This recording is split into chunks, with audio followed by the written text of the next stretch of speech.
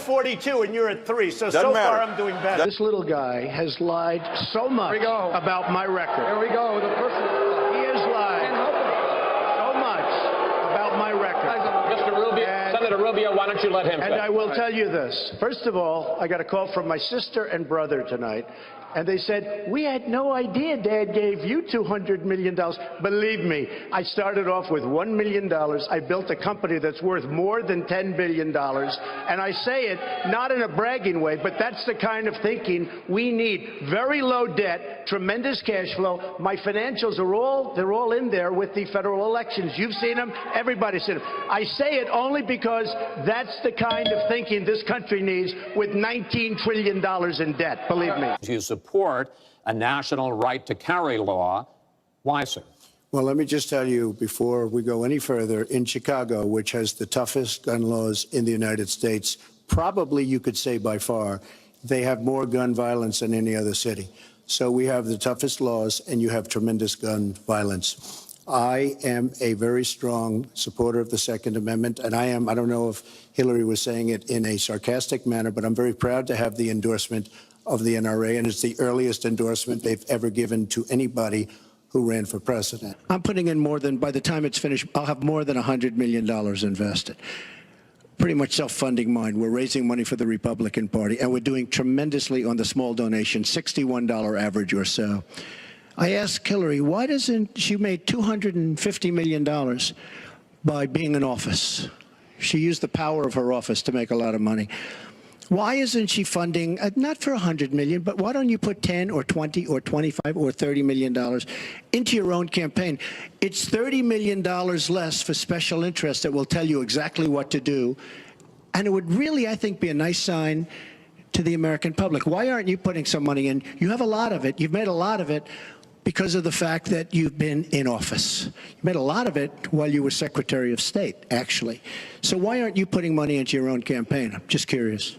I never attacked him on his look, and believe me, there's plenty of subject matter right there. Millions and millions of women, cervical cancer, breast cancer, are helped by Planned Parenthood. So you can say whatever you want, but they have millions of women going through Planned Parenthood that are helped greatly. And I wouldn't fund it. I would defund it because of the abortion factor. You've called women you don't like fat pigs, dogs, slobs, and disgusting animals. Your Twitter account... Only Rosie O'Donnell. First of all, Rand Paul shouldn't even be on this stage. He's number 11. He's got 1% in the polls. And how he got up here, there's far too many people anyway. But you were there, and you were Secretary of State when it was a little infant. Now it's in over 30 countries. And you're going to stop them? I don't think so. Will you start a trade war with Mexico? Now she's blaming. She got caught in a total lie. Her papers went out to all her friends at the banks, Goldman Sachs and everybody else. And she said things, WikiLeaks, that just came out. And she lied. Now she's blaming the lie on the late, great Abraham Lincoln. That's one that I haven't. Okay, Honest Abe. Honest Abe never lied. That's the good thing. That's the big difference between Abraham Lincoln and you. That's a big, big difference. We're talking about some difference. Jeb is so wrong. You got to fight ISIS first. You fight ISIS first. Right now you have Russia, you have Iran, you have them with Assad, and you have them with Syria. You have to knock out ISIS. They're chopping off heads. These are animals. You have to knock them out. You have to knock them off strong. You decide what to do after. You can't fight two wars at one time. If you listen to him and you listen to some of the folks that I've been listening to, that's why we've been in the Middle East for 15 years and we haven't won anything. We've spent $5 trillion in the Middle East because of thinking like that. Obviously, the war in Iraq was a big, fat mistake, all right? Now, you can take it any way you want, and it took Jeb Bush, if you remember at the beginning of his announcement, when he announced for president, took him 5 days. He went back. It was a mistake. It wasn't a mistake. Took him 5 days before his people told him what to say, and he ultimately said it was a mistake. The war in Iraq, we spent $2 trillion, thousands of lives. We don't even have it. Iran is taking over Iraq with the second largest oil reserves in the world. Obviously, it was a mistake. So the world, let me tell you, Hillary has experience, but it's bad experience. We have made so many bad deals during the last. So she's got experience, that I agree, but it's bad experience. He said back in 2006, gee, I hope it does collapse because then I can go in and buy some and make some money. Well, it did collapse. That's called business, by the way. And Hillary, I just ask you this. You've been doing this for 30 years. Why are you just thinking about these solutions right now? For 30 years you've been doing it, and now you're just starting to think of solutions. Well, actually, I will bring back jobs. You can't bring back jobs. Well, once it was finally negotiated and the terms were laid out, I wrote about that in... You called it the gold standard. Well, I hope... You called it the gold standard of trade deals. You said it's the finest deal you've ever seen. No. And then you heard what I said about it, and all of a sudden you were against. I will release my tax returns against my lawyer's wishes when she releases her 33,000 emails that have been deleted. As soon as she releases them, I will release my tax returns, and that's against my lawyers. They say don't do it. I concluded it wasn't. I wrote about that. So is it President Obama's fault? Is it President Obama's fault? Even announced. Look, there are Secretary, is it President Obama's fault? There are because he's pushing it. I didn't think I'd say this, but I'm going to say it, and I hate to say it.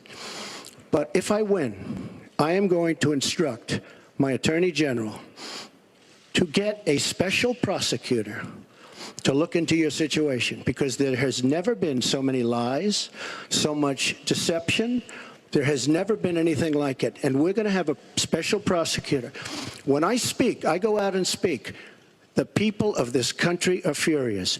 In my opinion, the people that have been long-term workers at the FBI are furious. There has never been anything like this, where emails and you get a subpoena, and after getting the subpoena, you delete 33,000 emails.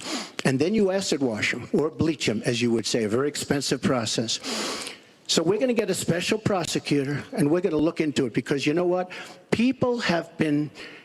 Their lives have been destroyed for doing 1/5 of what you've done. And it's a disgrace. And honestly, you ought to be ashamed of yourself. China, big Chinese company, bought the Chicago Exchange. Carrier is moving. And if you saw the people, because they have a video of the announcement that Carrier is moving to Mexico, okay? Well, I'll tell you what. I would go right now to Carrier, and I would say, I am going to work awfully hard. You're going to make air conditioners now in Mexico. You're going to get all of these 1,400 people that are being laid off. They're laid off. They were crying. It was a very sad situation. You're going to go to Mexico. You're going to make air conditioners in Mexico. You're going to put them across our border with no tax. I'm going to tell them right now, I am going to get consensus from Congress, and we're going to tax you when those air conditioners come. So stay where you are or build in the United States, because we are killing ourselves with trade pacts that are no good for us and no good for our workers. If you look at Bill Clinton, far worse, minor words, and his was action.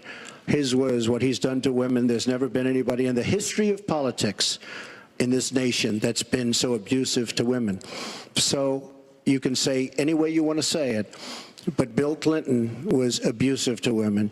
Hillary Clinton attacked those same women and attacked them viciously. 4 of them here tonight. One of the women, who is a wonderful woman, at 12 years old, was raped at 12. Her client, she represented, got him off, and she's seen laughing on 2 separate occasions, laughing at the girl who was raped. Kathy Shelton, that young woman, is here with us tonight. So don't tell me about words. I apologize for those words. But it is things that people say. But what President Clinton did, he was impeached. He lost his license to practice law.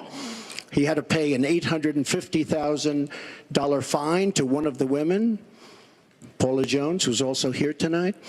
And I will tell you that when Hillary brings up a point like that, and she talks about words that I said 11 years ago, I think it's disgraceful, and I think she should be ashamed of herself, if you want to know the truth. I'd like to know, Anderson, why aren't you bringing up the emails? I'd like to know. Why aren't you getting brought up to the bottom? emails. No, it hasn't. It hasn't. And it hasn't been finished at all. Well, let me just, he wants to be a tough guy. A lot of times, you'll have, and it doesn't work very well with How them. tough is it to take property from an elderly woman? Let me talk. Quiet. How tough is it? A lot of times,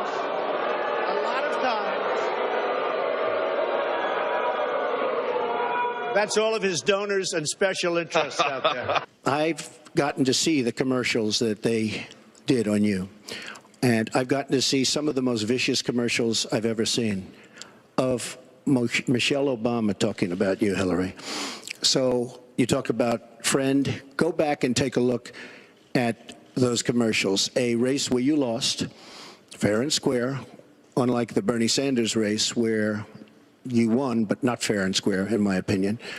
And all you have to do is take a look at WikiLeaks and just see what they said about Bernie Sanders and see what Deborah Wasserman Schultz had in mind, because Bernie Sanders, between superdelegates and Deborah Wasserman Schultz, he never had a chance. And I was so surprised to see him sign on with the devil. The entire early portion of the debate was Trump this, Trump that.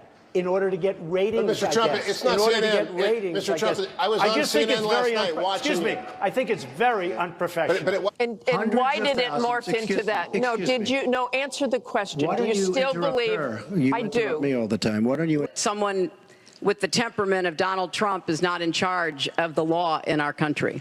Because you'd be in jail. Secretary Clinton. In the last 3 polls, I'm beating you. So, you shouldn't misrepresent how well you're doing with the polls. You don't have to say that. In fact, I was all for you until you started doing that, because that's a misrepresentation. Number one. Number two, this isn't me saying it. I don't care. I think I'm going to win fair and square. I don't have to win this way. Thank you. Lawrence Tribe and numerous from Harvard, said that there is a serious question as to whether or not Ted can do this, okay? There are other attorneys that feel, and very, very fine constitutional attorneys, that feel that because he was not born on the land, he cannot run for office. I made a mistake using a private email. That's for sure. And if I had to do it over again, I would obviously do it differently. But I'm not going to make any excuses. It was a mistake, and I take responsibility for that. Mr. Trump? That was more than a mistake. That was done purposely, okay? That was not a mistake. That was done purposely. When you have your staff taking the Fifth Amendment, taking the Fifth, so they're not prosecuted. When you have the man that set up the illegal server taking the Fifth, I think it's disgraceful. And believe me, this country thinks it's disgraceful. It really thinks it's disgraceful also. Hillary Clinton wanted the wall. Hillary Clinton fought for the wall in 2006 or thereabouts. Now, she never gets anything done, so naturally the wall wasn't built. When she started talking about this, it was really very recently. She's been doing this for 30 years. And why hasn't she made the agreements better? Secretary Clinton and others, politicians, should have been doing this for years, not right now because of the fact that we've created a movement.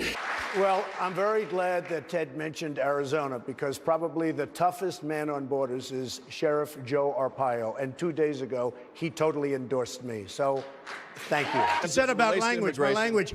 2 days ago, he said he would take his pants off and moon everybody. And that's fine. Nobody reports that. He gets up and says that.